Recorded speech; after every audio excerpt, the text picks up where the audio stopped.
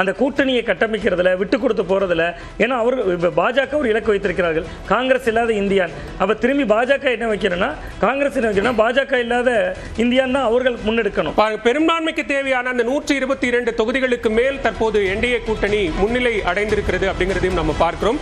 மொத்தமுள்ள 243 தொகுதிகளில் பெரும்பான்மைக்கு தேவை 122 தொகுதிகள். அந்த வகையில் 189 தொகுதிகளுக்கான முன்னிலை நிலவரங்களின் அடிப்படையில் 122 இடங்களில் என்டிஏ கூட்டணி முன்னிலை வகிக்கிறது. அந்த மேஜிக் நம்பரான பெரும்பான்மைக்கு தேவையான இடங்களை தற்போது என்டிஏ கூட்டணி ரீச் பண்ணிட்டாங்க அப்படிங்கிறது பார்க்கிறோம். மகாகட்பந்தன் கூட்டணி 63 இடங்களிலும், ஜன்சுராஜ் கட்சி 2 இடத்திலும், இதர கட்சிகள் 2 இடத்திலும் முன்னணியில் இருக்கிறார்கள் அப்படிங்கிற இந்த முன்னணி நிலவரங்களை நாம் பார்த்துக் கொண்டிருக்கிறோம்.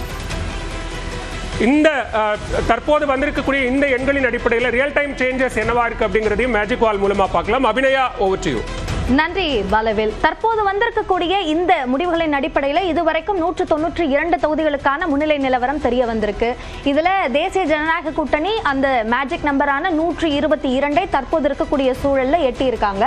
இது முந்தைய தேர்தலை விட என்டிஏ பெற்றிருக்கக்கூடிய அந்த தொகுதிகள் 23 தொகுதிகள் கூடுதலாக பெற்றிருக்காங்க. இந்தியா கூட்டணி இது வரைக்கும் 66 தொகுதிகளில் முன்னிலை பெற்றிருக்காங்க. 20 தொகுதிகளில் முந்தைய தேர்தலை விட இவங்க 20 தொகுதிகளை இழந்திருக்காங்க. ஜன்சுராஜ் கட்சியை பொறுத்த வரைக்கும் 2 தொகுதிகளில் அவங்களுடைய முன்னிலை நிலவரம் எந்தவித மாற்றமும் இல்லாமல் அந்த வாக்கு எண்ணிக்கை தொடங்கியதிலிருந்து அந்த 2 அந்த முன்னிலை என்பது அப்படியே நிலைத்திருக்கிறது அப்படின்றத பார்க்க முடியுது.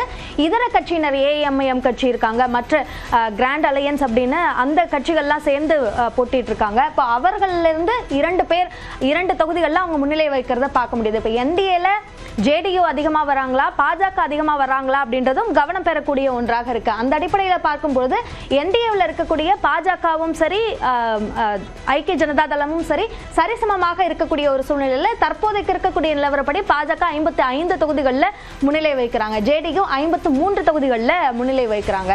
எல்ஜேபியை பொறுத்த வரைக்கும் 8 தொகுதிகளில் முன்னிலை வைக்கிறாங்க. அவங்க முந்தைய தேர்தலில் தனித்து போட்டியிட்டாங்க. அது ஜேடியுனுடைய அந்த வெற்றியை பாதிச்சது அப்படின்னு சொல்லப்பட்ட நிலையில முந்தைய தேர்தலில் ஒரு தொகுதியில தான் அவங்களுடைய வெற்றி இருந்தது. இப்போ அவங்க 8 தொகுதிகள் கூடுதலாக பெற்றிருக்காங்க. அதுவும் புது தொகுதிகளாக இருக்கு அப்படின்றத புரிஞ்சுக்க முடியுது. ஆர்எல்எம் 5 தொகுதிகளிலையும் ஹிந்துஸ்தான் ஆவம் மோர்ச்சா அவங்க 3 தொகுதிகளிலையும் முன்னிலை வைக்கக்கூடிய ஒரு சூழலை பார்க்க முடியுது. சரி, இந்தியா கூட்டணியுடைய சூழல் என்னவாக இருக்கு அப்படின்னு பார்க்கும்பொழுது இந்தியா கூட்டணி 68 தொகுதிகளில் முன்னிலை வைக்கிறாங்க. அதுல ஆர்ஜேடி 46 தொகுதிகளில் முன்னிலை வைக்கிறாங்க. மொத்தமாக 140க்கும் மேற்பட்ட தொகுதிகளில் ஆர்ஜேடி போட்டிட்டாங்க. அதுல 46 தொகுதிகளில் அவங்க முன்னிலை வைக்கக்கூடியதை பார்க்க முடியுது. காங்கிரஸ் சுமார் 60 தொகுதிகளில் போட்டிட்டாங்க. அவங்க 11 தொகுதிகளில் அவங்க முன்னிலை வைக்கிறாங்க. 8 தொகுதிகளில் அவங்க இழந்திருக்காங்க அப்படின்றதையும் பார்க்க முடியுது. சரி, இது இந்தியா கூட்டணியுடைய நிலவரமாக இருக்கு. இப்போ இதுல இருக்கக்கூடிய முக்கியமான அம்சம் என்ன அப்படின்னு நம்ம பார்க்கும்போது பெண்களுடைய வாக்குகள் யாருக்கு போயிருக்கு அப்படின்ற அந்த நிலவரம் ஒரு முக்கியமாக கவனிக்கக்கூடிய ஒரு ஃபேக்டராக இருக்கு. ஸோ அந்த விஷயங்களை எல்லாம் நம்ம தொடர்ந்து பார்க்கலாம். தற்போது இருக்கக்கூடிய சூழல்ல 124 தொகுதிகளில் தேசிய ஜனநாயக கூட்டணியும் இந்தியா கூட்டணி 68 தொகுதிகளிலையும் முன்னிலை வைக்கிறத பார்க்க முடியுது.